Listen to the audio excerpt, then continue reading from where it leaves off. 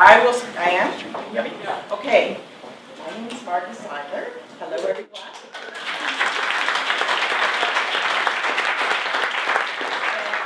On behalf of the Urban Space Gallery, which we are sitting in, and Swipe Books, I'd like to welcome you all to 401 Richmond Street for this very, very special evening, the Canadian launch of Jaime Lerner's book, Urban Acupuncture.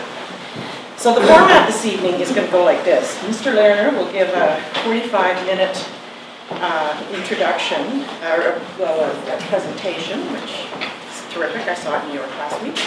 And then we have two wonderful Torontonians, our former mayor, David Crombie, and Jennifer Keesmaat, our head of urban planning. And they'll have a conversation with Mr. Lerner.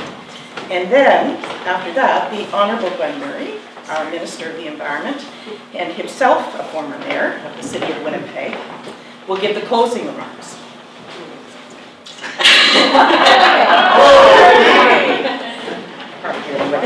So we have some amazing people in the audience, and one of them I haven't even met yet because I wanted to, I have to tell you, we have a lot of amazing people in the audience, but there are a couple that protocol says that I should introduce to you, and one of them is the Consul General of Brazil, José Vicente Pimenta. And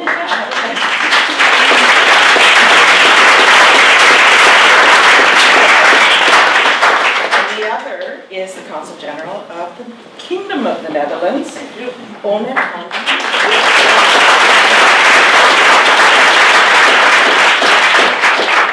Like so many of you, I've been a fan of Jaime Lerner's for many, many years. He coined the term urban acupuncture a long time ago. More than a decade ago, he published a book on that topic, and I've been looking for one ever since in English. But it's been published in Portuguese and in Spanish, Italian, French, never in English. This seemed extraordinary to me, given his international stature and how ubiquitous the term has since become. Last year, though, two intrepid urbanists, the co-founders of the Center for the Living City, Roberta Gratz from New York, who is with us, Stephen Goldsmith, who you will hear from in a moment, went to Curitiba with a group of students from Stephen's Urban Ecology program to observe firsthand this remarkable city and to meet the man who decades ago made an otherwise unremarkable city in South America internationally famous. They too couldn't believe that this book had not been translated into our language, and before they left Brazil, they had contracted all the people in the US necessary to make this happen. So here we stand, almost a year to the day that Jaime and Roberta and Stephen met. And Jaime's on a 9-city North American tour. And we're really happy that you've come to Toronto for one of those cities. I feel tonight like saying anything about Jaime Lerner would be really like gilding the lily. He's nothing short of an international superstar for urbanophiles. 40 years ago, when he started all this, cities were not the hot topic that they are today. And like Jane Jacobs, he always understood the full ecology of the city, its social and ethical systems, its economy, the role of the city's physical structures and spaces between them to encourage a life that's good for all citizens. His three-term tenure as mayor of Curitiba, which began in 1971, the year before Toronto, also got an outstanding mayor in David Crombie. He did those three terms, rather, and he started really reveling. It was with her encouragement that we did this. And the idea was to create portals for community engagement. And we've been doing a number of things. We have been creating fellowships. We sent someone down to Katrina to assist neighborhoods in rebuilding themselves, not top-down, but bottom-up. We published the book, What We See, Advancing the Observations of Jane Jacobs. We continue to do whatever we can with this dogged determination to try to change the way people see their cities, again, as systems. These are human systems. These are systems of heart and soul and mind. And as Jaime will tell you, it's not about the complexity of others. As Margie said, it was about a year ago this week, actually, we were down there, and we're talking to Jaime in his office about what we might do to continue advancing these ideas, and he was very generous and said, if you can make this happen in English, that would be terrific. And with the help of the Knight Foundation in the United States, with the help of Island Press, a really brilliant press, excuse me, doing work that exposes the kind of urban acupuncture that Jaime will be talking about tonight at every scale, we were finally able to get it done. You know, this night would not be possible without Margie. Margie's...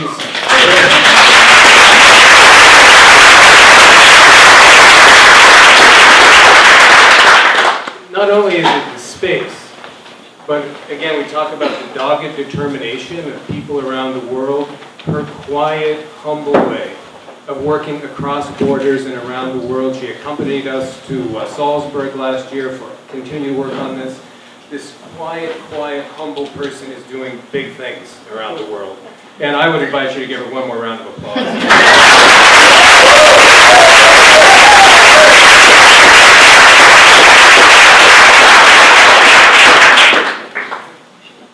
You know, each of us in this room cares about cities, that's why we're here. Today we had the extraordinary tour of your city with Paul Beth. Another genius in the world today in terms of the kinds of work that is being done. He took the entire day to show us pinpricks of change in the most elegant, humane way. Thank you again for that, Paul. That was magnificent. So each of us care about cities. We care about justice. We care about sustainability. We care about mobility. We care about preservation. We care about education. All of these pieces that come together. None of this is siloed work. And each of us, if we're honest about it, we're grappling with this. We're grappling with the ways to do this work at every scale and every place. It's one of these times when it's all hands on deck. This planet needs every one of us to participate. And that's why Urban Acupuncture is such a brilliant book, because it's accessible to everyone. Kids can do this work, seniors can do this work, professionals might be able to do this work. And that's what this book does. It gives rich examples of how pinpricks of change, or thinking small in big ways, as Roberta likes to say, can inch us toward the transformations we seek. You don't have to be a planner, you don't have to be an engineer. Everyone can do this work. And all we need to do is reimagine, act boldly, and do no harm. So with that, I want to bring Jaime up here. Jaime is a person whose work you know about, work you'll learn more about, but this is a man who thinks with his heart, acts from his soul, and it's a pleasure to have you here.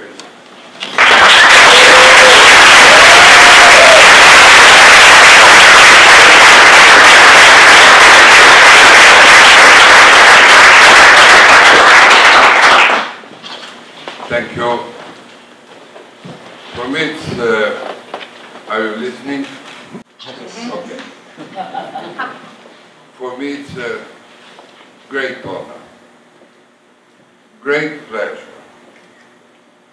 on sharing this evening with you, and especially in a city that has the soul of Jane Jacobs.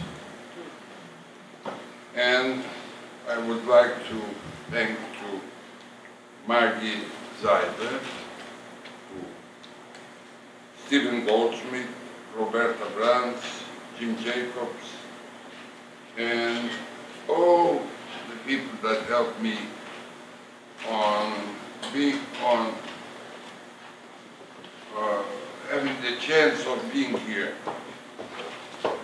And it's an honor to meet former mayors. David Crombie, everyone speaks very, very nice words about you. The former, and now it's the Minister of Environment, former Mayor of Winnipeg, and Jennifer Keesmaat, Chief of Planning of Toronto. All of you, I'm really thankful especially Paul Bedford, who gave me this great tour, one-page.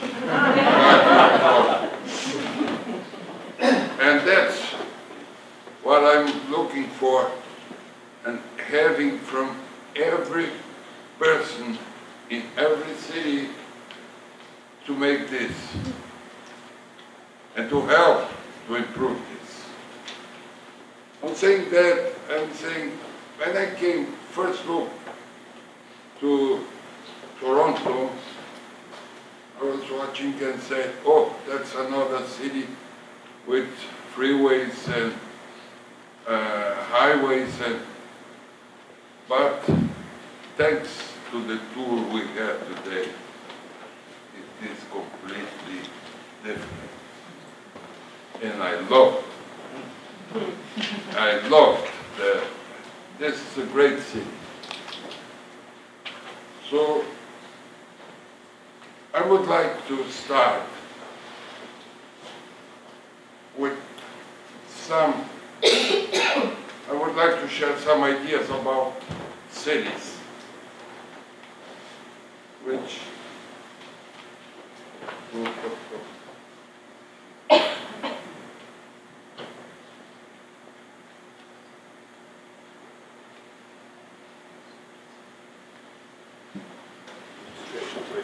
okay. Sorry.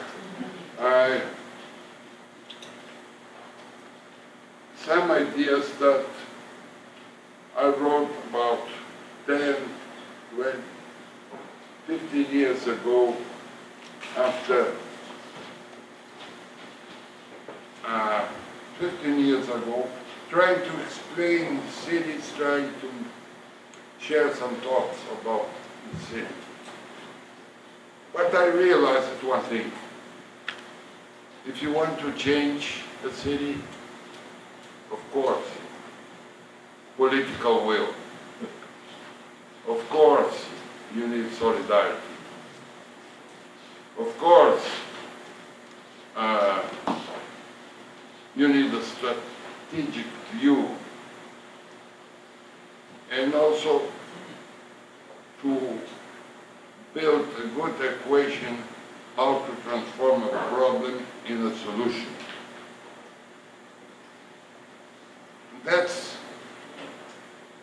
But before that, I would like to show my metaphor about a city. The metaphor I have for the city is the turtle. Because the turtle is living, working, and moving together. At the same time, the shell of the turtle looks like an urban desert. So we can imagine if we'll cut the shell of the turtle, living here, working there, having leisure there, the turtle will die. And that's exactly what is happening in many cities in the world. When we separate people by urban functions, when we separate people by income, by ages, by religions. So the more you mix, the more human the city became. So that's why I don't like those cities that they have gated communities, ghettos, condominiums, ghettos of very rich people or very poor people. And like São Paulo, for instance, high walls. The bigger the wall is, more people will wait for you on the exit. So,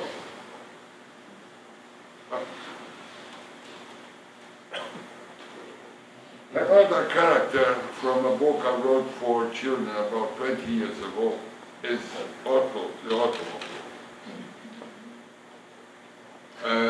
This is a kind of a character that he comes to a party and never wants to leave. And he drinks a lot. And he caps a lot. At the same time, a very egotist guy, because he only transports 1 or 2 or 3 people. And is very demanding person. Every time, more and more highways, more freeways, everything for him. I used to say, I wrote many times about that, I used to say that the car is like our mother-in-law. We have to have good relationships with her, but we cannot believe she'll conduct our life. On the other hand, if the only woman in your life is your mother-in-law, you have a problem. For me, the car is the cigarette of the future. You remember when we started to forbid cigarettes in every public places, nobody trusted that it's going to be possible. And nobody think that the idea of having a different relationship with the car, it could happen. You still will have your cars. But the way you use the car is different. So the car for travel, for leisure, but for daily routine itinerary, you have to work with public transport. But it has to be a better alternative. Nobody will change if you cannot offer a better alternative. How the concept of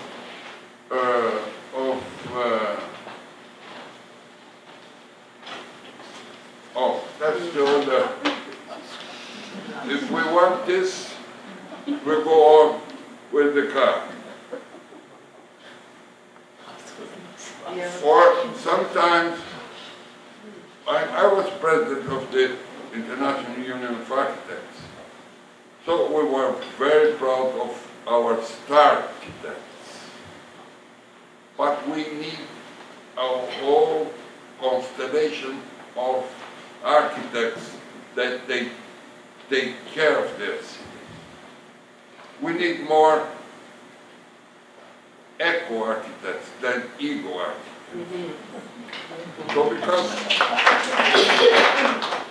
the city is not a fashion show. Yeah. But how we started with the concept of acupuncture.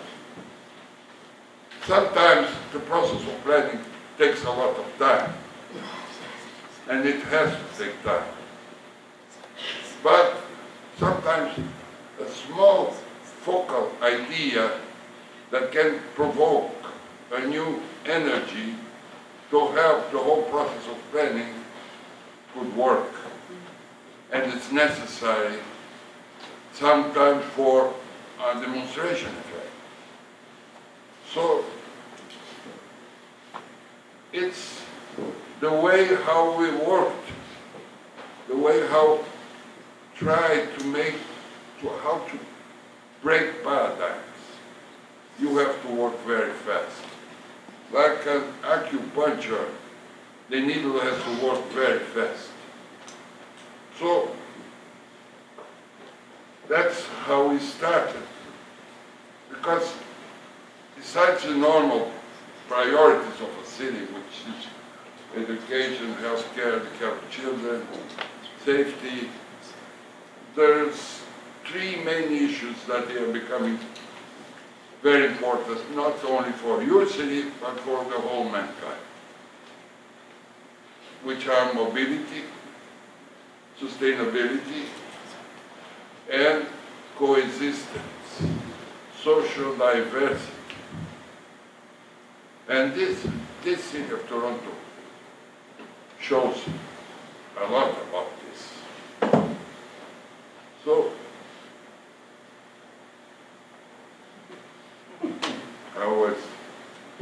how we started to work with this problem, because every city, I think it's not possible to solve a problem of mobility. When I was a mayor for the first time, we had 700,000 people. And it was said that every city that would achieve close to 1 million should have a subway. We didn't have the money for a subway.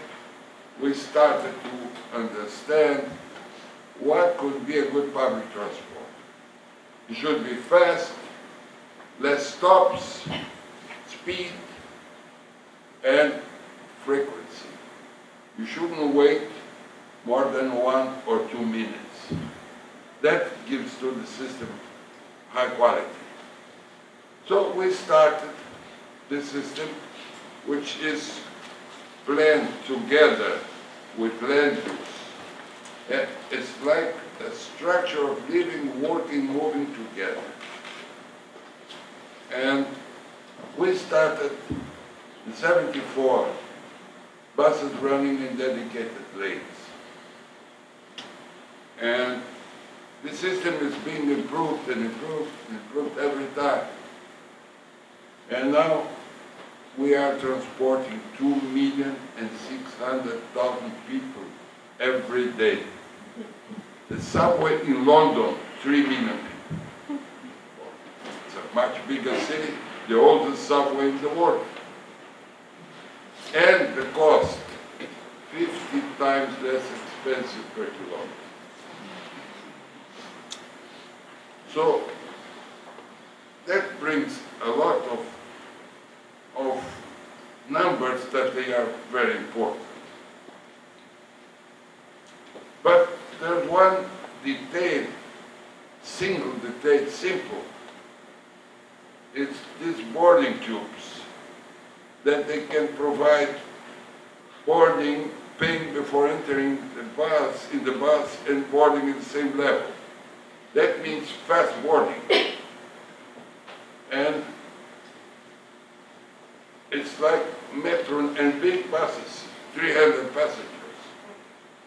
The technical reference says 250 passengers, but in Sweden passengers, 300 Brazilians. So, this is how it works. Very simple. But we started with almost a small demonstration effect. Now it's a whole system, and that provides good alternative of public transport. And how many subways they can provide a good alternative for handicap. So with a small elevator we designed 30 centimeters. It's possible to use the system as any other passenger. But even I believe that the future is on the surface. And I'm happy to see here a city that there's a lot of good public transport on the surface. Even if I believe the future is on the surface, I don't try to prove which system is the best. I'm saying, if you have a subway, 1, 2, 3 lines, okay, but you have to have a smart subway, a smart bus, a smart taxi, individual public transport without private ownership, which, like they believe in France, where they transform the bike in a public transport. And I think there's a place, in our cities for a new car, small cars, electric cars, what I call individual public transport. It's different. It's not just having electric cars. It's individual public transport. So we started to design about 5 years ago the smallest car in the world. Half of the width of the so-called smart car and half of the length. And I can fit inside.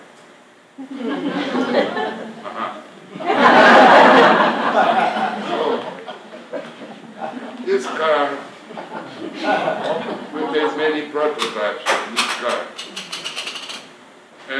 But this car is paper, cards, honeycomb, and a strong resin, but it is recyclable. But it's nothing new. About 45, 50 years ago, they had in Germany cars made with paper. So, what we're waiting now, it's a way how to feed the electricity for the car, because you have to make it very fast. It's now, it's automatically. And, well, in a few months we'll have the right technology to do this. But we're not going to own this car. You're going to pay by your smartphone with the consume of energy, electric car. But the problem is that many companies, they're doing very sophisticated, smart, small cars. Very small, very elegant, great design, but high performance. That means 120 kilometers per hour. So we cannot put these cars in freeways and leaving the other cars in the city. It's the way you use an electric car that's important. So you shouldn't have more than 25 kilometers per hour. Autonomy 100 kilometers. Because the car shouldn't be a bullet that will hit you or your neighbor. But that's how for my city or for many cities, BRTs, double articulated buses or bigger ones, and bicycles and electric cars. And combining all of them, we can have a good system of mobility. And more we're working on improving also the bus to have, I would say, to have a similar performance than the light rail here in Toronto. That means comfort, quality.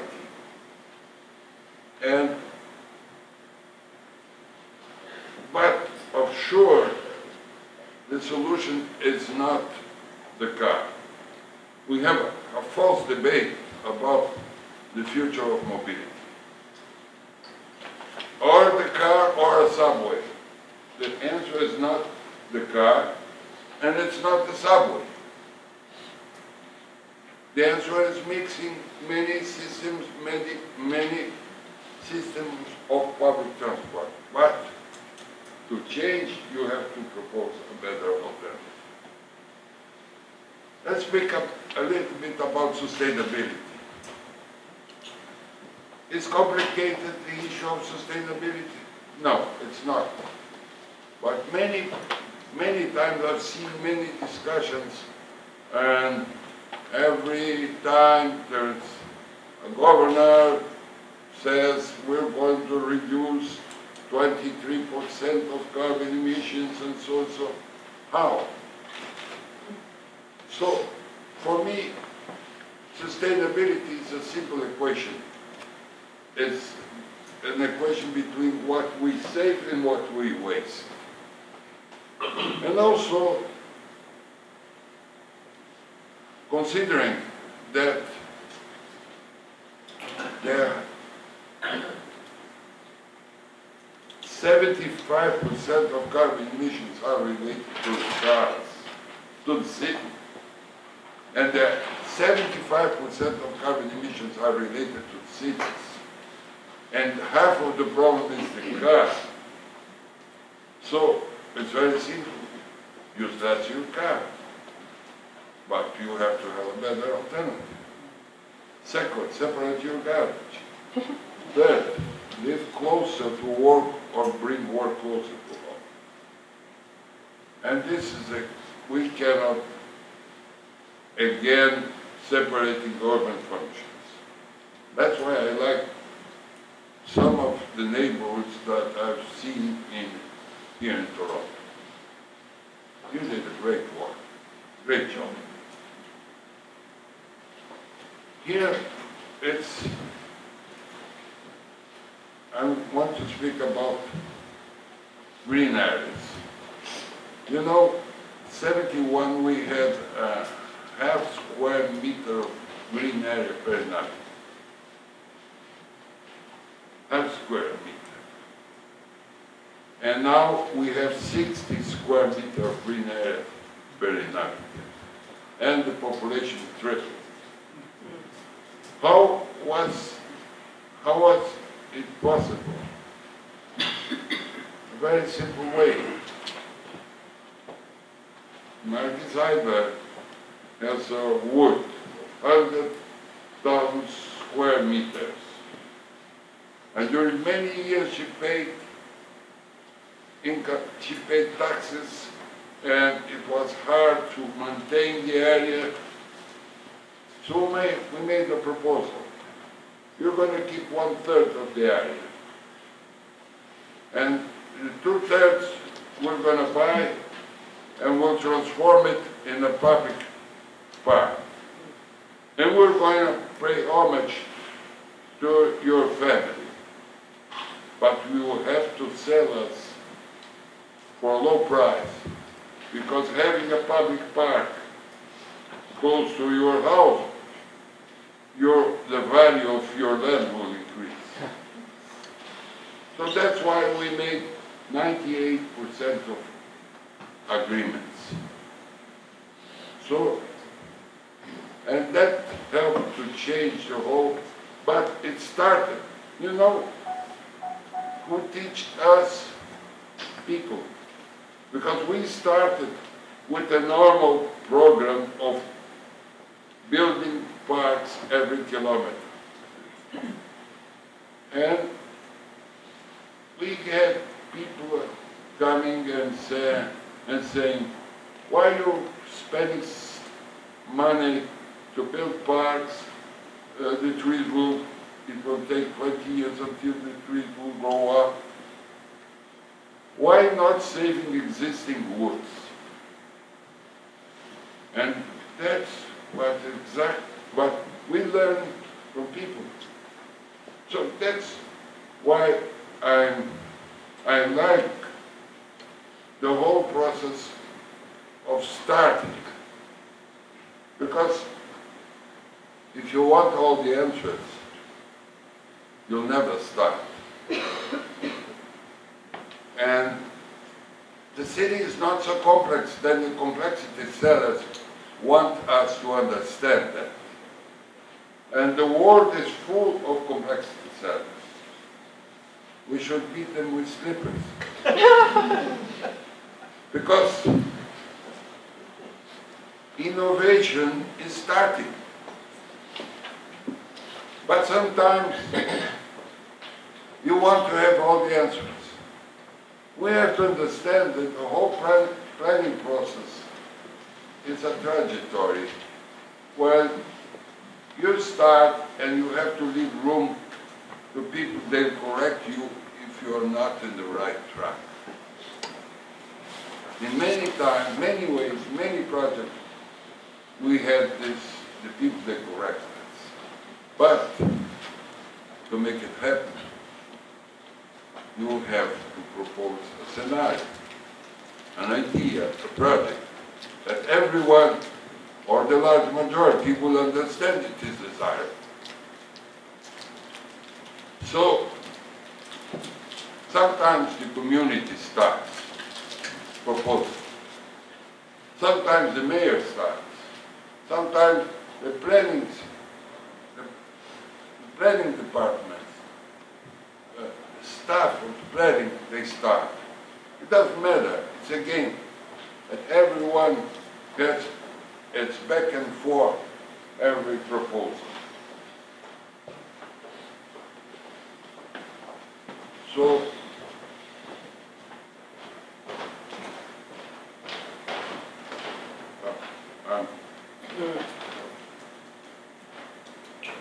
I'm starting again. So that's how there are our parks. There were private parks, and now they are public, beautiful parks. And we did it very fast, fast agriculture. For instance, quarries. I love quarries. Because a quarry is a wand made in nature, and all of a sudden it has a new landscape. So we took advantage of this new landscape, and we proposed new facilities for the city, like this Open University for the Environment. What is important? The whole architecture in parks has been done by wooden poles, treated poles.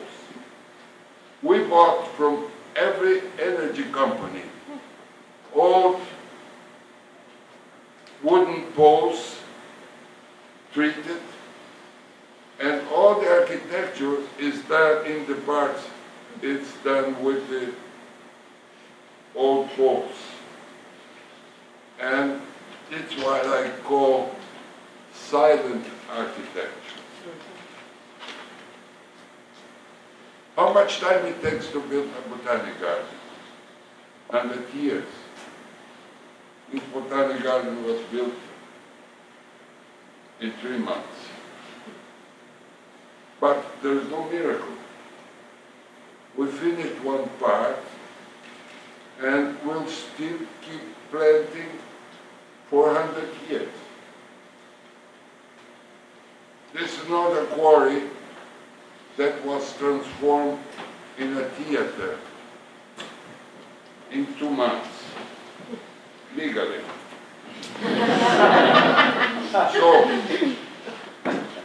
how to make it fast?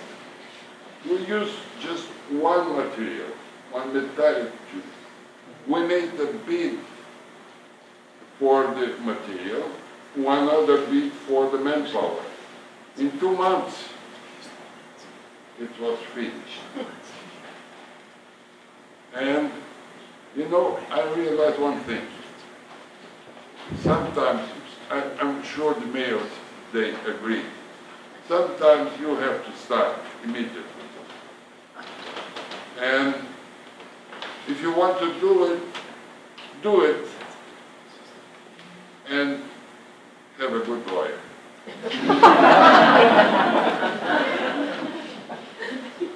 This is an old quarry that was transformed in a beautiful park.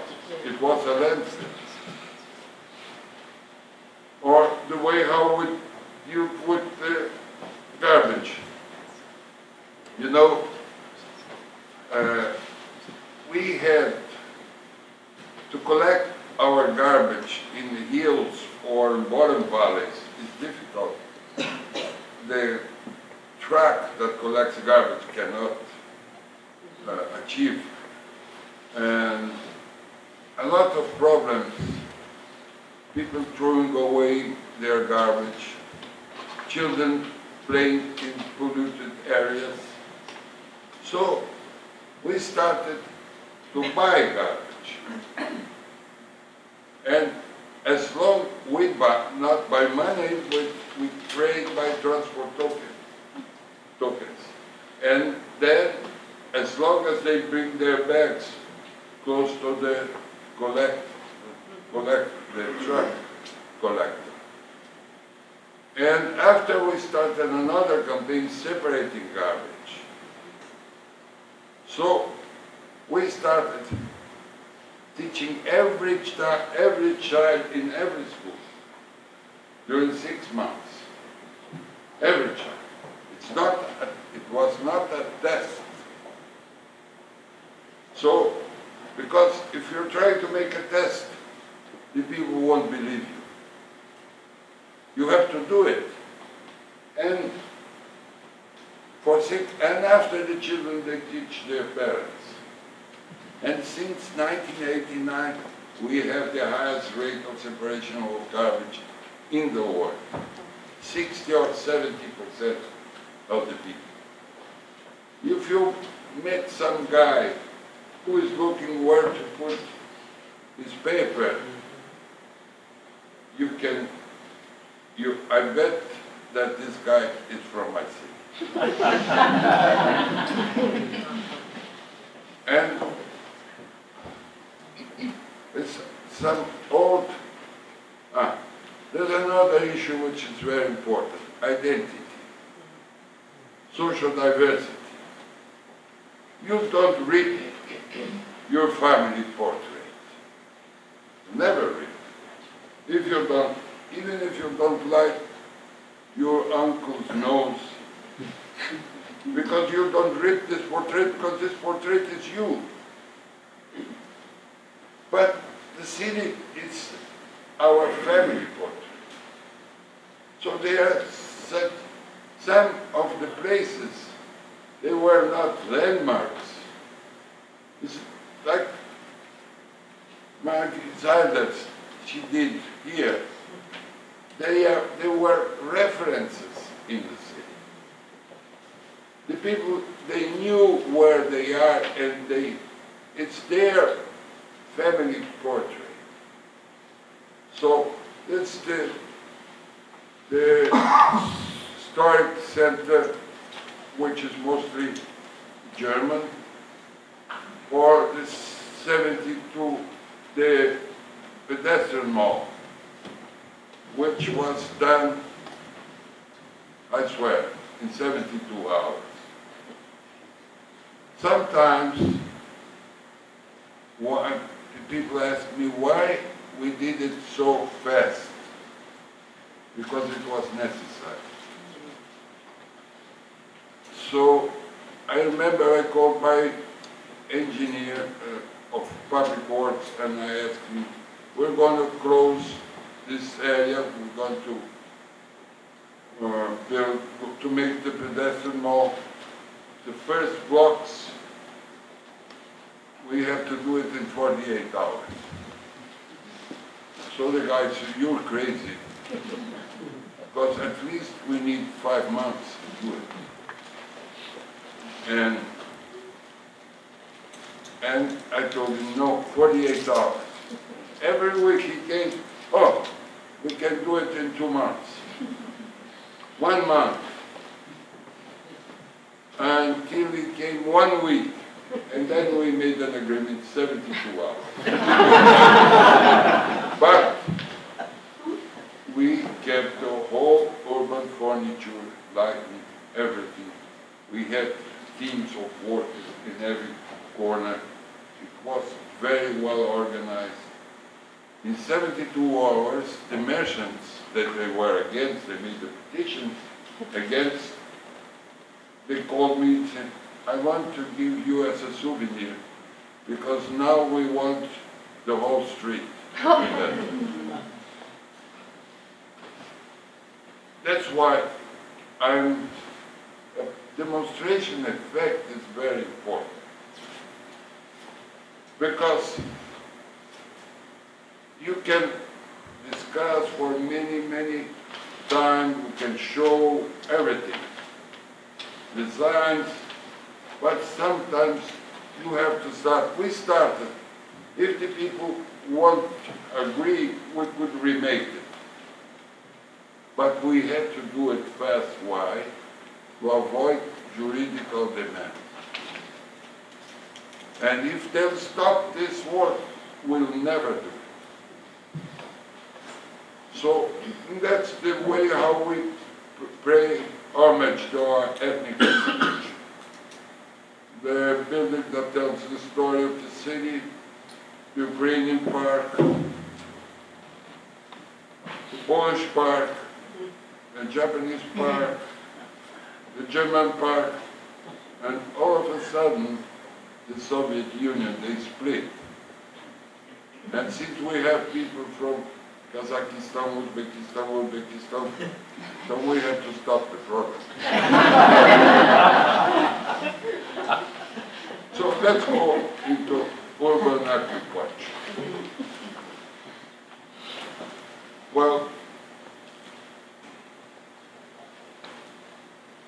there are some great examples of urban acupuncture. The best, of my point of view, is the Louvre. One gesture, one pyramid, EMP, they solved the problem of centuries. But it has not to be big. This is a small park in New York, 53rd East, the Bailey Park. Beautiful park. 30 meters per 32. So, this wonderful museum of Oscar Niemeyer. Oscar Niemeyer was a genius. And he did this project with 95 years. And 99, he married a woman of 65. And 104 years, he died working in his stable.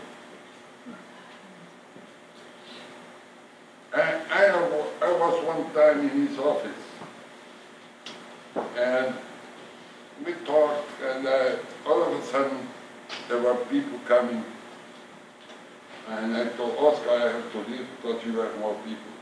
No, it's my colleagues of philosophy classes that we have every Tuesday. So you're my guest. So I went to this class. I was looking at this man with 99 years having philosophy classes. It's incredible. One acupuncture we proposed for Rio is the pavilion, the Park of the Bossa Nova, which is, well, you know, the Bossa Nova is the soundtrack of Rio, one of the music more played in the world, and we needed a place to pay homage to all the composers, and I was invited to do this project, and this is another example of simple. In many countries they have structures for shade, very expensive ones. But we did a square for shade with simple bouquets of bamboos. I have one of my partners, is an architect, who knows everything about bamboos. So when the bamboo is sad, when it's depressed, when you can cut in full moon the bamboo, in you everything. So that was the project. Another place, a museum, a wonderful woman that she collected for 20 years stories about families. It was a digital museum, stories. She asked me for a place, to design a place, to have curators to organize some exhibits. And we proposed a fingerprint in the sand. Very simple. Another issue is, again, urban acupuncture. Sometimes there are depressed areas, and we have to bring life together. But it takes time to recycle buildings, but you can bring street life immediately through these portable streets we design. And we're doing that for Rio. But the concept is like that. Bringing it in a Friday night and removing it in a early morning, early Monday morning.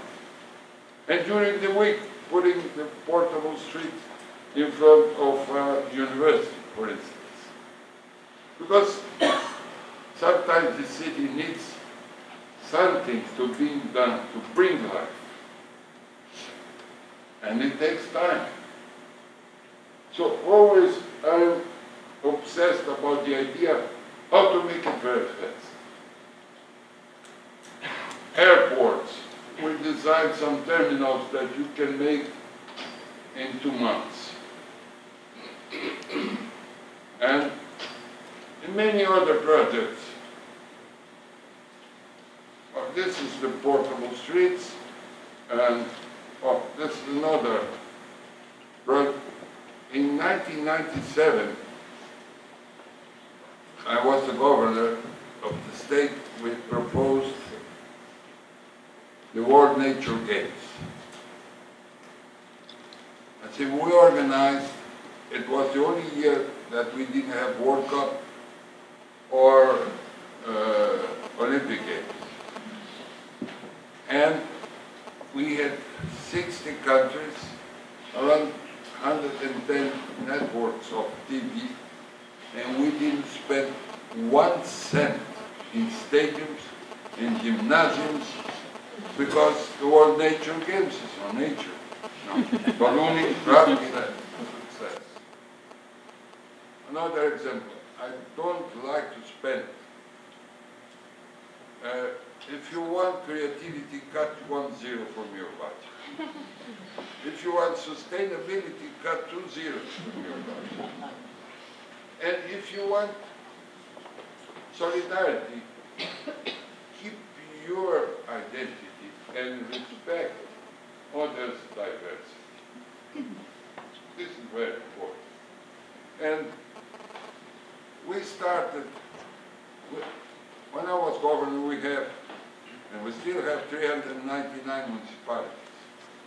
That some of them are very small, poor, 3,000 people, 4,000 people. They couldn't afford to having a theater. So we organized a cultural convoy. We recycled old buses, 10 buses. 1 for theater, 1 for dance, 1 for music, 1 for opera, and 1 for circus. And they traveled during 5 years the whole state. And we had an average of 1,500. So again, sometimes I had a very strange petition when I started as a mayor. My first petition was a neighborhood that asked me to do nothing with their neighborhood. I was curious, and I sent my Secretary of Public Works to go there and watch what. I could barely work because I was, what kind of petition is that? And the director, he came back and said to me, you know, they're right. Because they have a small spring close to it. in their neighborhood, and the city is working and with with land, and they are afraid that they're going to cover these springs, those springs. So, my answer, I wrote to the petition to my Secretary of Public Works: do nothing with urgence. And sometimes in a city, you have to do nothing with urgence. And when I went to Lisbon, beautiful city, fantastic, I was trying to give the example of do nothing with urgency, because they intended to build a tunnel that will bring more cars inside the city, inside downtown. And I told them, sometimes you have to do nothing with urgency. But I didn't know that the mayor was in front of me. Anyway, he did the tunnel. And I don't know, but sometimes it's important doing nothing with urgency. Oh, that's a good example of acupuncture. You know who was responsible for one of our most beautiful cultural places? It's a quarry, big quarry, a big quarry and a small quarry. And we intended to make a big auditorium for 50,000 people and a small theater for 4,000 people. So my friend, my Secretary of Cultural Affairs, he came and said, Federico Fellini is coming to São Paulo for the biennial of arts. And what? No, we have to bring Fellini to Curitiba. I told him how we can do it. And we started to think, and then the idea was giving the name of Nino Rota to the whole quarry, the whole auditorium. So we had to send a letter to invite Fellini. So, and some guys, they start, no, not a normal letter. We have to send a movie to show Fellini in a Fellinian way our city. So big, fat ladies in every street, we made the movie, fantastic movie, short movie. At the end, there was an Italian painter who was supposed to be a friend of Fellini. At the end, he was doing that. Laboratorio cinematografare. That was the end of the movie. But at that time, we didn't care about Fellini. It was so fun doing the movie. Who cares about Fellini? And the real story is he never came to Brazil. So, and the letter, and the film that was supposed that the painter would deliver it, he was a painter, a very shy guy. He went to his city, Dolce Aqua, and in 2 years he died for a stroke. So the letter, the movie never came to Fellini. But the movie won 5 awards of short stories movies in Brazil. To make coming the end, I would love a wonderful acupuncture here in Toronto. You know the letter love, doing with much better than in the bridges in Paris where they almost fell down. And this is a beautiful acupuncture. I'm saying that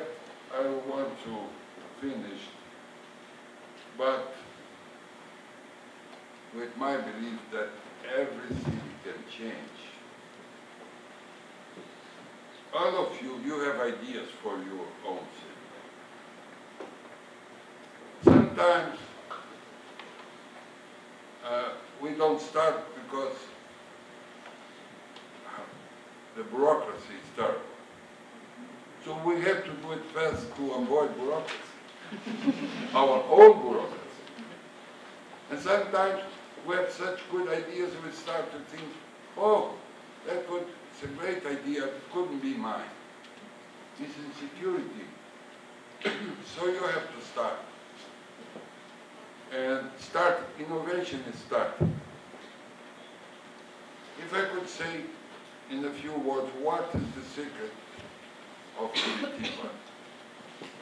I would say simplicity and imperfection. The best thing I said, I watched, it was in a small square in Mexico City. Small square, it was written, better the grace of imperfection than the perfection without grace.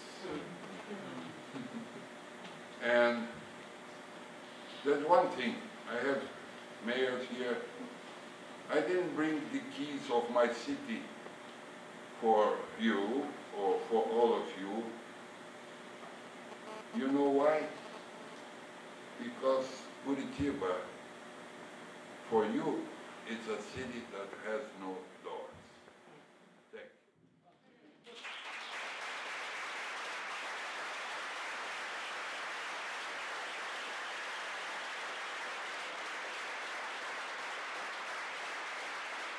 Say a conversation's always better when there are some diverging opinions. And David and I, we know how to disagree. I was a little worried, Jamie, that it was going to be very difficult and hard to disagree with you, and it is. No doubt about that. But there are some good things that I'd like us to sink our teeth into. I think there's some good stuff in there that pertains to and relates to the City of Toronto. And that's really going to be my job here, is to take this conversation and start teasing out or pulling out some of its applicability to the City of Toronto. Because I think you hit a nerve when you talked about just kind of going out and doing it. Just getting it done. Forgetting the bureaucracy, just getting it done. Because that's not our forte. Not our forte, just getting it done. And I wondered, and I made a little note here, because you talked about just the simplicity and driving ideas forward. And obviously it takes a tremendous amount of leadership to do that. But you also sort of can't overthink your urbanism, I think. If you're just going to get it done, you've just got to have an idea, believe in that idea, be dogmatic about that idea, and drive it forward. And many years ago, I had the great opportunity with some of my peers to start up a firm, and over 15 years ago. And we like to joke now that we would never have done it if we hadn't been so naive. And it was our naivete that, in fact, drove us forward. And I think that's a bit of the idea that I heard you talking about, is just like, just have an idea and go do it.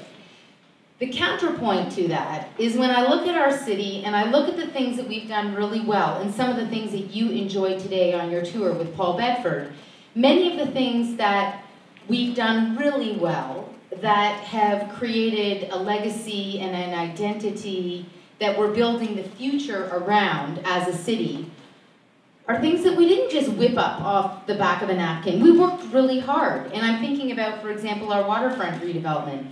I was asked about a year ago on CBC by Matt Galloway about how long we're taking and how much money we're spending. And my response was, well, but we're actually getting a lot right. And we're learning things that we didn't know how to do around urban design, around design review. We're elevating the conversation around design and the design quality that we're building. We're learning to do things that we didn't know how to do, and that actually takes some time. We've had to bring in some expertise from elsewhere. We might be at a point now where we need to pick it up a bit. We need to move the game forward more quickly. But that was a really important process for us as a city, and the outcomes have been better than they have been in any other area of the city. And then I started jotting down some other examples, thinking about, and of course this is a piece of the waterfront redevelopment, but you know, we're doing something really seminal in the West Donlands. And you can talk to any consultant in this city and they'll say, oh yeah, I worked on the West Donlands. Any consultant in the city says that, and it's sort of true, because over so many years, there were so many different iterations, so many different hands touched it, and now we're at a point where we're actually building out, and it's good, it's really good, and it's going to be, I believe, an international best practice with respect to brownfield redevelopment, with respect to the partnership created with the, around the Pan Am Games, with respect to the floodplain created through Corktown Common, 25% of the site is going to be parkland. There's lots of good stuff there that we didn't whip up on the back of the napkin. It actually took us some time to get there and to figure out how to do it. The brickworks. Took a lot of tenacity to get the brickworks off the ground. It didn't happen overnight, but it is a really important part of the urban fabric of this city, and it will continue to be. Another great example is Witchwood Barns. Witchwood Barns, if we'd done it overnight, it would have been suburban, or it would have been a housing subdivision, because that was the first plan.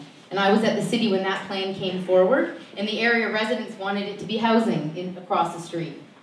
And it was this big negotiation and this big public process, and bringing in artscape and doing an ideas competition and pushing the thinking and pushing the thinking, and wow, like Witchwood Barns is a jewel, and I think really needs to be, it is to me the epitome of urban acupuncture. It's like zing, redefining an entire area of the city in a really profound way, but it didn't happen overnight.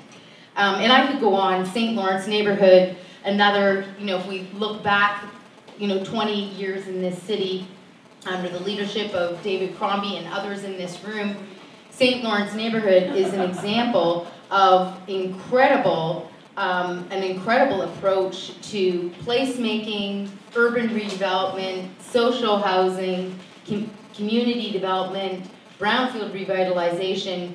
And again, it took, there was a plan, there was a planning framework, there was a community process that went into that to create something that is part of the legacy that we build the city upon.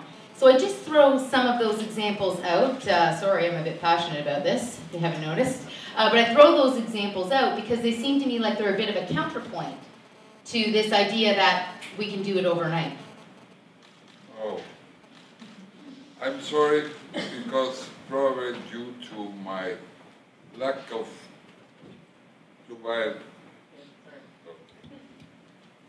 probably due to my lack of communication, I forget to say that we had the same fights. And can you imagine how to improve a system of public transport during 20 years? So, what I was trying to say is not being a magician. I was trying to say that sometimes you have to give a small demonstration of that, a small acupuncture. But do you imagine that I have a very having good time discuss. We had some terrible discussions, terrible, but the intention of my speech is to provoke that sometimes you have to start, because more and more planning is becoming an increase of bureaucracy.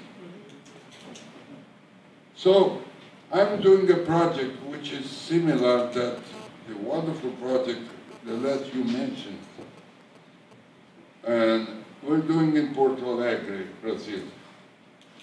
It's a project we're doing for more than 40 years. We tested every material, and I'm not saying we should avoid any discussion,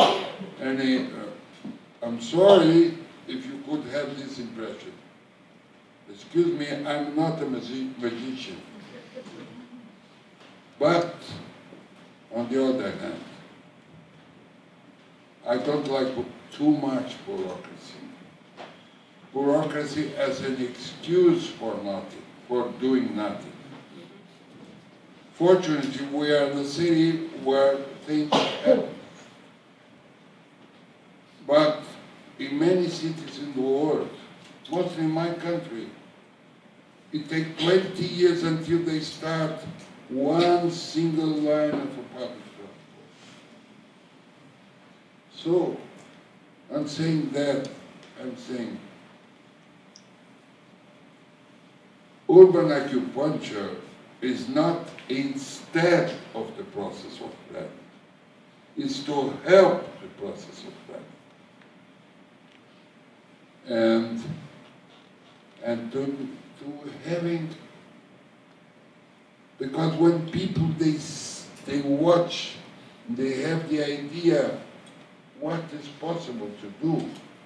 And there's many examples that you did here in Toronto from the tour that Paul Bedford gave us, that you did it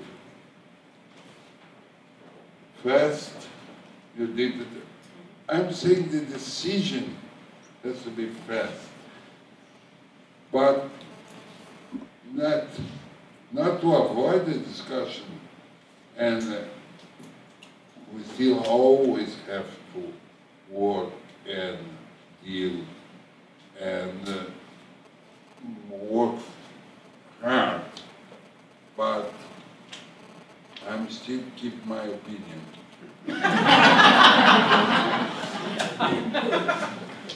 You'll never convince me. Well, let me, just working, okay? I think you need to turn it on, sorry. Yeah, well, does that work now? Oh? Yeah. Sorry. Yep. Let me weigh in if I could. Before I do, by the way, I was at least going to start, if I could start this. If you haven't read this, I received a copy a couple of days ago. I've read the whole thing twice. Yeah. And the reason is because it's simply written. Yeah. So if I can understand it, want to read it twice, anybody. And it's not about urban affairs. It's not about planning.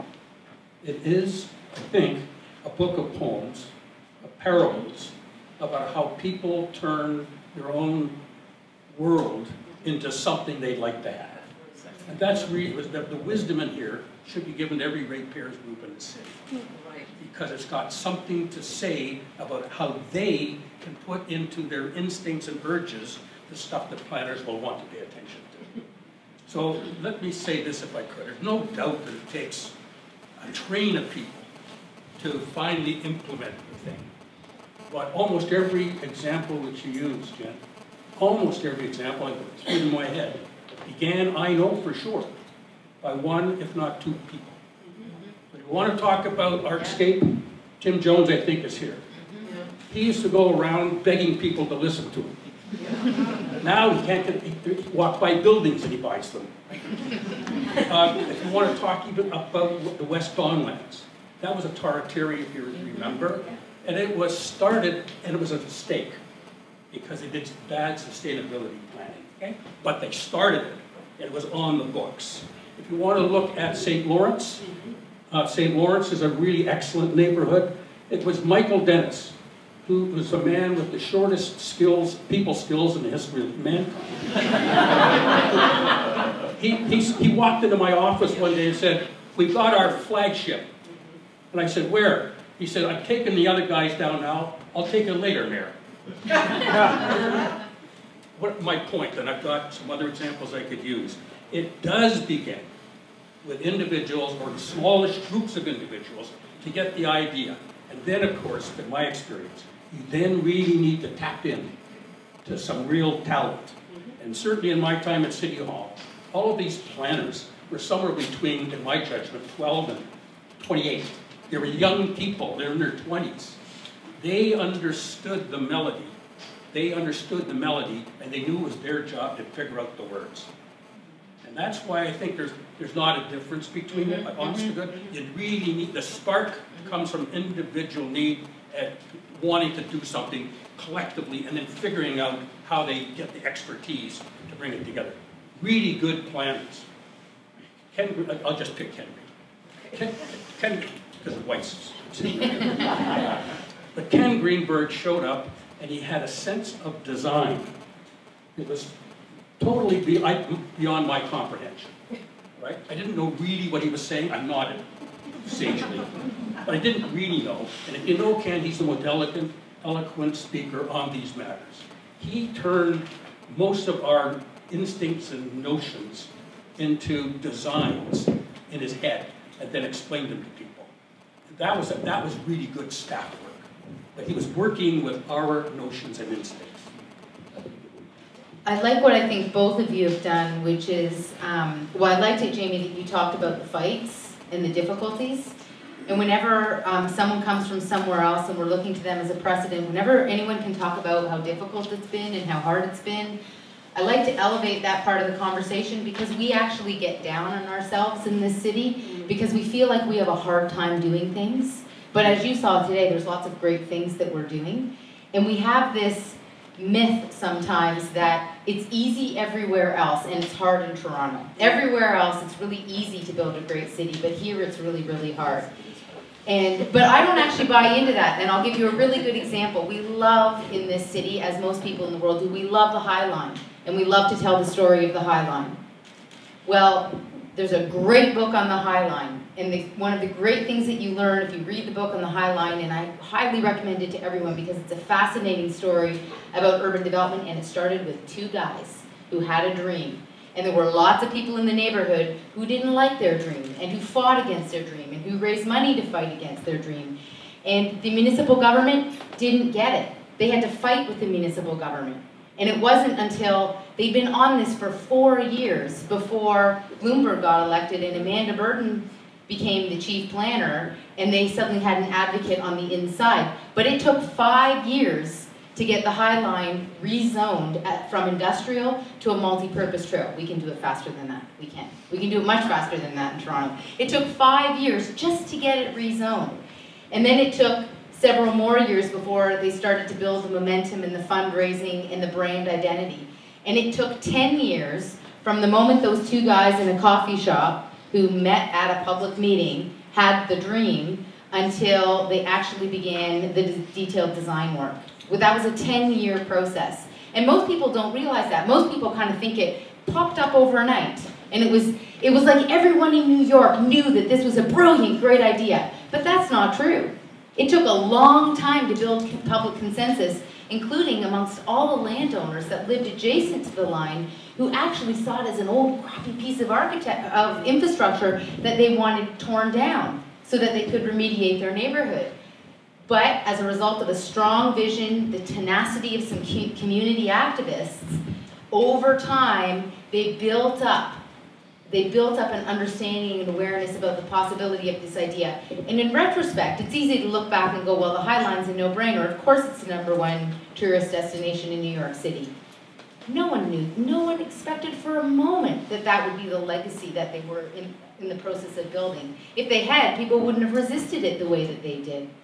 And so I think that we need to create a culture where we're open to new ideas here. That's absolutely true. I also think we do need to figure out how to truncate our processes. We're taking a lot of slack over the relief line, which we're working on right now in city planning, because it's going to be a 13-year process before it's built, before the ribbon gets cut. 13 years. We're 7 years away from actually beginning the construction work.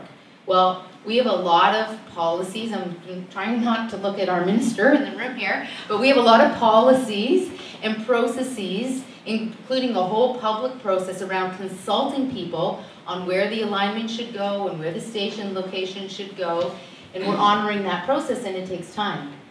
Jennifer is the outsider who's stepping in here. We only have a few minutes left. We want to get a few questions before Glen gives some closing remarks, so if you could do that for us, that would be great.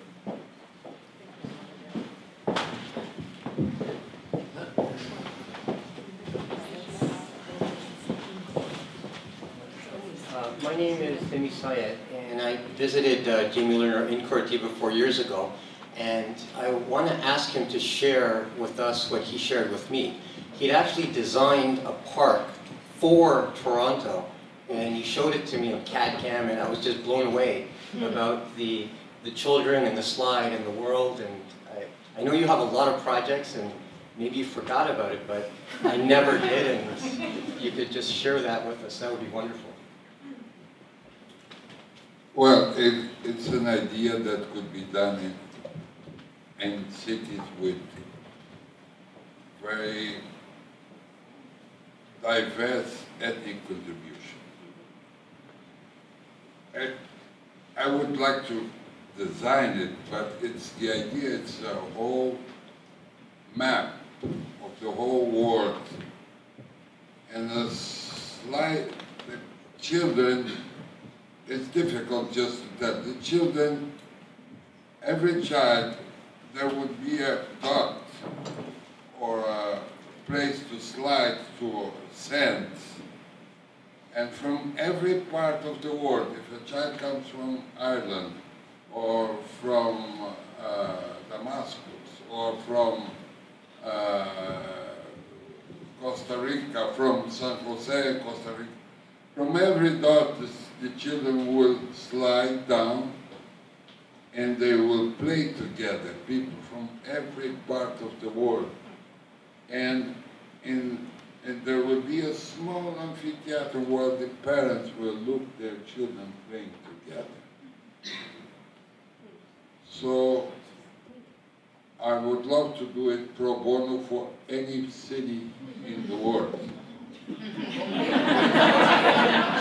Pro bono.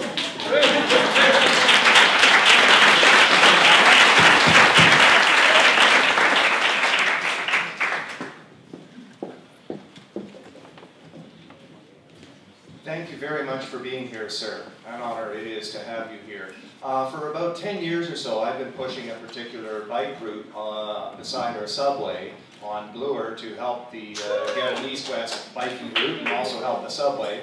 It's so slow to get nothing done here. How do we get bike acupuncture? Can you? I'm not on the tires. How do we get You're telling me about biking puncture. No, it's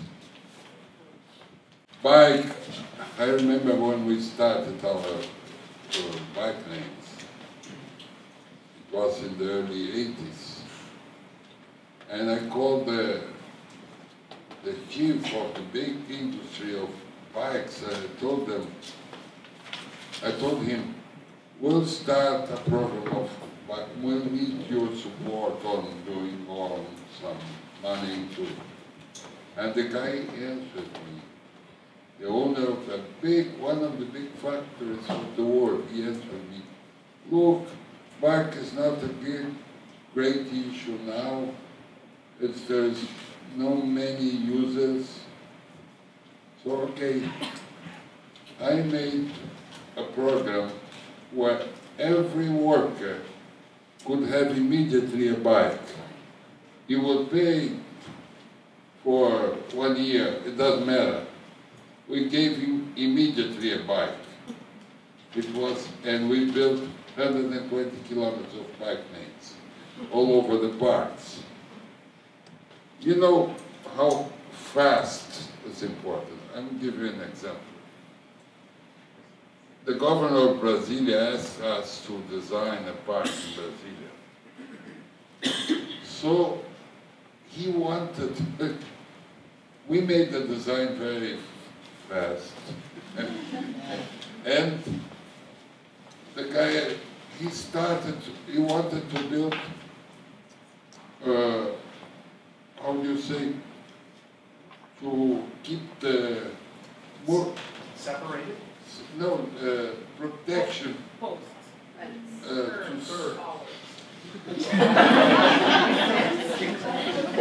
Well, you got them participating. There's one Brazilian, cerca.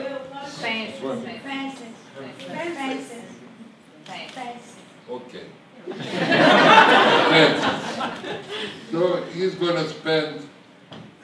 fortune on building fences in that park. I told him, just do a cycleway to define who is the owner, to define the public park, and you don't need to build just a cycle. That's what we did in many parks. And that kind of work, I'm saying, which is a little bit different with the whole process of planning. That kind of focal ideas, it needs to be stimulated. Because every one of you have a good idea for your city. When I was the president of an international union of architects, we organized a competition about ideas for celebrating the cities. The name of the competition was Celebrating the Cities. But the idea is every student or every professional should propose an idea for its own city. We have 400 ideas, beautiful ideas, that could be done. So there's only one thing that could make things happen, is proposing. What I like most is the proposal. I remember when I was a teacher at the university, some students that came, they were very frustrated because they didn't have work.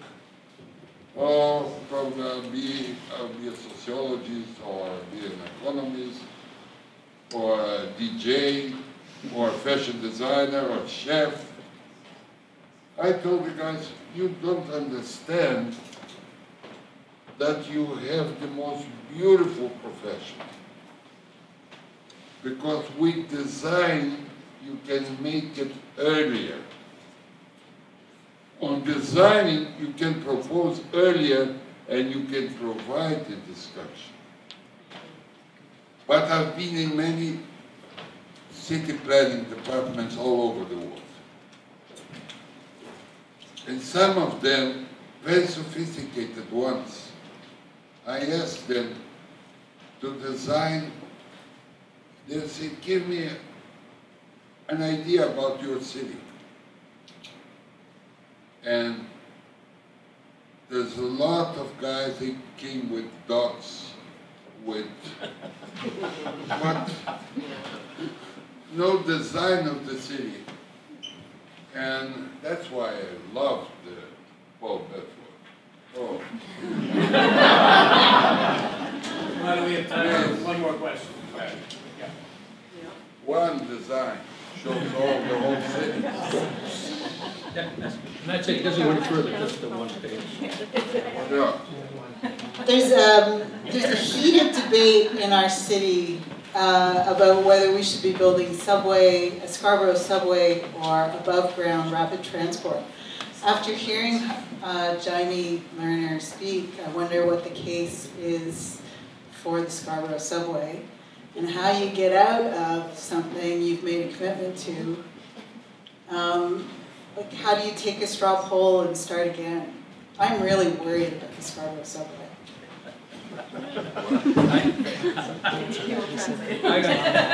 This is a hot issue in town. It's been pretty well determined now by the province and at least the majority of the city council that they're going with a subrate in Scarborough, what we call the 3-stop subway, as opposed to the 7-stop LRT. Okay, but it may not be.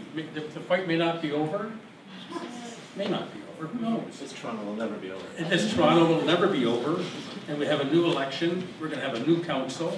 We'll have a new mayor, and we've got, in my judgment, a premier and a cabinet that might be willing to listen to thoughts. Who knows? So I would not give up. What do I say? I would not give up the fight. I talked to Jaime before, and he said that's true.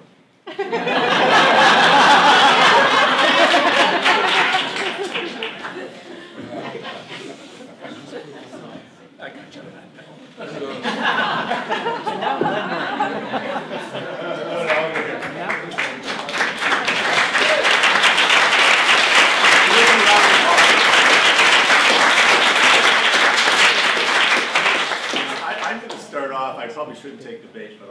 of the Scarborough subway, which is, you know, is my favorite subject. Do you know, it's interesting, Dave, because we've had 50 years of subway planning. This is the only city in the world I know that for 50 years can plan a subway where its beginning is, where it ends, and never build it.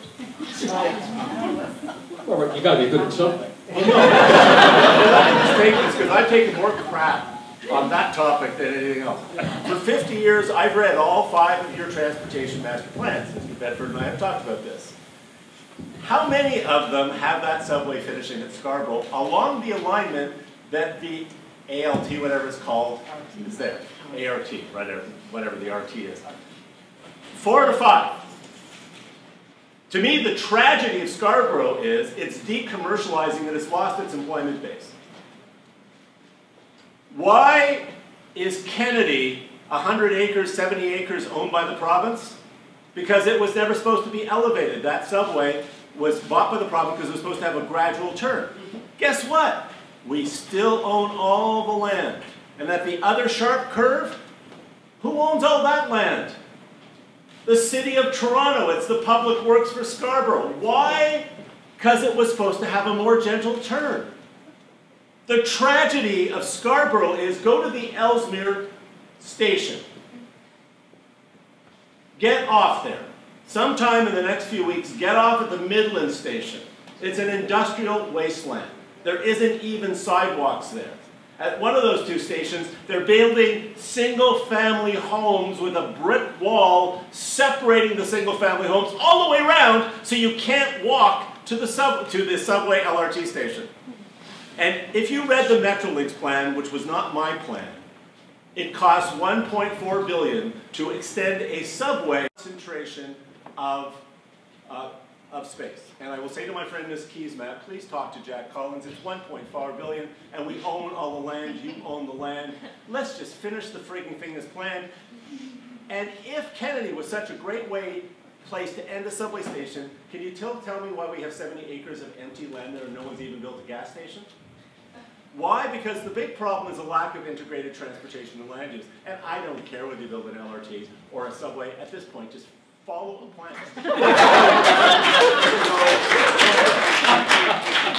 And I won't tell you how many millions of dollars and how many experts we spent to tell us that. But I think the problem is whenever you build, integrate land use and transit, because we add Calgary to Toronto every 10 years. 34 million square feet of office space gets added to the GTA every 10 years. Everyone tells me Alberta's booming. We eat Calgary for lunch every 10 years. 90% of that office space is built a kilometer or more away from higher order transit, and nothing up until very recently with Regional Express Rail and some of the development ready work, and I give Jennifer a big shout out for what she's doing. The 2 of us, and I'm not transportation infrastructure administrator anymore, so I'll tell you how successful I was at that, was to integrate transportation and land use, because our rail corridors and our transportation lines, if you look at Bloor, never provoke the development. I always tell people, go up to the top of the CN Tower and look north. You'll see suites, you'll see 3 subway lines. The only one you'll be able to pick out is Yonge, because the only place where we actually integrated land use and transportation was on the Yonge line. You want to see the colossal failure when we canceled, as we did, David and Ken Greenberg and I did a workshop the other day. When we canceled the Scarborough the Scarborough Expressway and the Allen Spadina Expressway and the Crosstown Subway, we never built the massive transit infrastructure that was there. And David saved us from the freeways, but we have yet to have a mayor who's delivered us the transportation system. And look at what NEPTIS and what Canadian Urban Institute did now.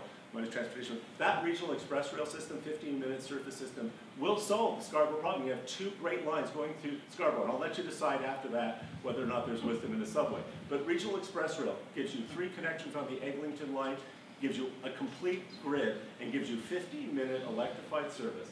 That will be transformational. That has been sitting there staring us in the face. So my frustration with Toronto is, as much as I love living here, and I've lived here for 25 years now, this is my 2nd time, and I love the diversity, I am frustrated because I think there's some real problems. And I just want to take 2 or 3 minutes to highlight what I think the problems are. Can I just give a 67? Just the reason why the Danforth line has intensified is very simple. The lot depths are too shallow to accommodate intensification. So the only way that you can intensify along that line is if we change the zoning and we allow for the first or second home on those residential streets to become part of the avenue so that we can accommodate mid-rise buildings. And do politicians want to do that? I would. So here's my The planners want to do that, but the politicians don't. That's the only reason. It's not, it's very simple. It's very, very simple. So the debate is not over yet. But then you'll explain to me over a nice glass of wine, which might treat why from Main Street out where that's not a problem, that's still not happening. We can talk. I want to thank you very much for hijacking this meeting. But I mean, seriously, Jennifer, you look at from Main Street out, you've got no lot problems at all, you've got no development in subway stations, not one. Warren, all above ground. Anyway, I don't want to pick a fight in public with the chief planner of the city. I want to talk about... I want to talk about three things really quickly, and if I don't get through this in 4 minutes, Eddie's going to throw something at me, so I really will wrap this up because it's no long night. One is, we talk about things, I call them the pilot projects that never get deployed. So I agree with about the Witchward bonds. I live in the distillery district. But they tend to be the outside things, like the brickworks. I always look at a city, to what Jamie's talking about, is it so prescriptive in the way that you regulate your streets that they're simply platforms for traffic? Or do you have a permissive system that allows and enables streets to be platforms for commerce, for culture, for sustainability, and for life? And I would say in all the cities, and I've worked in about 40 of them when I was at the Canadian Institute, there is no city in the world that is more prescriptive in the last 20, 30 years, and used to be very permissive, used to have neighborhood planning. Our streets are simply platforms for cars, not even bicycles, not for pedestrians, not for culture, not for commerce. And until the machinery actually allows streets to be places for culture, performance, walking, the whole lived experience. And that involves dramatic change by provincial, federal, and particularly municipal governments. And I think Jennifer and I are on the same page. I don't want to make it sound like we agree 90% of the time, and we obviously disagree passionately 10% of the time. But I also want to talk about these things that are the inversion, how easy it is to destroy it. If you, as an MPP, with my two city councillors, Pam McConnell and Kristen Wong-Tam, we share a website together which I initiated called TorontoCenterPlan.org. And we went to our MPP, our city councillors, we went to our constituents together and we said, tell us what your neighborhood is. So they defined their neighborhood. All those 11 neighborhoods don't fit into any plan. They're what the people who live there. They're almost all 20-block areas, and where the people lived on the edge of it or in the middle, they picked the same neighborhood. They picked the same. And we asked them what was important to them. How do you want to govern yourself? Then we asked them to do urban acupuncture. They did exactly what Jamie did. They came up with all kinds of ideas, as David was suggesting, as Jennifer, that they could want to do. Little small-scale projects that we didn't need government money to do. Well, there were 27 of them in 11 neighborhoods. I can tell you, after 4 years, and I'm one of the more experienced urbanists in that. And in any city, and the city I was mayor of, you do those in a nanosecond. Not one of those projects has been successful. And I've read the book on the High Line, and some of these are smaller. But I am interested, and I want to talk about one thing in closing, which I think is the emblematic problem of what Jamie's saying we don't get. And I was talking to 45 Parliament Street. I've been trying to do 2 projects for the last 5 years. One is the East Bayfront LRT, which is the #1 priority project for waterfront Toronto. It has been for 10 years. When you read the plan, the LRT collection on that is to define that. So we're building, in my neighborhood, 70% of people don't own a car, and we have no effective rapid transit. I don't own a car, I don't take public transit, I walk and ride my bike because a car is ridiculous, and the King Street car, which is my option, is full by the time it comes over, and if I'm not out and I'm off at Am on my way by 6 o'clock, I don't get it. So I don't have functional transit, and we're intensifying like crazy the neighborhood I have. We have these wide suburban style streets in the West Don Lands, which I'm not a big fan of. Cherry Street is going to be as wide as Spadina Street, which I think is ridiculous division, as much as I like the subway and the cycling thing. And the East Bayfront LRT is in and it's out, and I've been a proponent of it, as have a few others. I don't think it's gotten any traction at all. And so if you're going in a neighborhood where 70% of people, and the province isn't get off the hook, what are the big things we're doing? On the provincial land, we build one more car dealership, I'm going to gag. But right across, but I looked at 57 condos. But look, right, 45 Parliament Street is a concrete box in the middle of entirely city-owned land with no windows on it, which I'm told employs between 3 and 6 people and has not a window in it. It is the connective cultural and public space between the Distillery District, where that little love thing is, which happened because it is developer-owned and the developer wanted to do it, and Berkeley Street and King Street, right? Why in that beautiful area, when the city owns an entire, with the province, an entire block, would you put up a massive 7, 8-story concrete block, probably winner of the Pug Award this year, I'm hoping, and the first Parliament site, if we could do Urban Acupuncture, where everyone agreed in the Heritage Plus, we don't have on our first Parliament site anything but a parking lot and a car dealership, and we own the entire block. Like, and that's been a 30-year project. I've talked to MPPs and city councillors for 30 years, and we couldn't do that. So we need to go back to having neighborhood plans. We should take the Section 37 money, which was meant to enable neighborhood, and not give it to the city councillor, but force the city councillors to have a neighborhood plan that they work out with the residents association. And you can't use the Section 37 money for anything that isn't supported through a neighborhood plan. And do what every other plan does. Don't just rely on zoning and the official plan, what they have to get through the OMB, God knows what that means. But actually have secondary plans, which Toronto used to have. Pam McConnell, Kristen Montana, and I came across the Midtown plan, up where you live. We found that we used to have amazing plans, and you couldn't change them. And you had to spend money on them, and they were all designed by the neighborhood. And they did what Toronto used to do, where I came to Toronto in the 70s to learn, neighborhood planning where the authority and the responsibility and the resources were in the hands of neighborhood. Not a councillor, not an official plan. So I think we've gone from a city of strong neighborhoods into where we have strong citizens, and now we have consumers, taxpayers, and clients, and we don't have citizens and civility to make decisions. We have all the infrastructure to do it, and we have the ability to do it, and it's just a lack of leadership and that. And what's disappointed me about the mayoralty debate and about the city council relations, I haven't heard this discussion. You know, why is there Section 37? Why don't we have secondary plans? Every other city does. Every other Canadian city has secondary plans, and we don't. And I am losing my battle for the East Bayfront LRT. I don't care where else it goes, but let's get a street, let's get our public transit built with the same urgency as roads. Jennifer, you're disagreeing with me. I was sitting there shaking my head for something you said. Well, we have way more regulation than any other city other than Vancouver. Yeah. We have more heritage conservation districts. We're implementing the development permit system. We have mid-rise guidelines. We have avenue studies. Right. We have a whole suite. We have a whole suite of very sophisticated tools, and we have a level of detail in our planning frameworks that most municipalities don't have. So let's continue this over a glass of wine because the city I was mayor of has none of those things, and it has full heritage building, not sticky notes on the front of glass building. But I'll buy a glass of wine over that.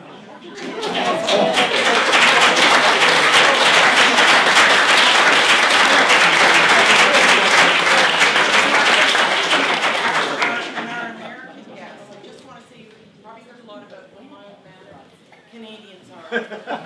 We never argue. In fact, Jane Jacobs, to quote her directly, once told my mother that she felt that speaking to a Canadian was like talking to a pillow.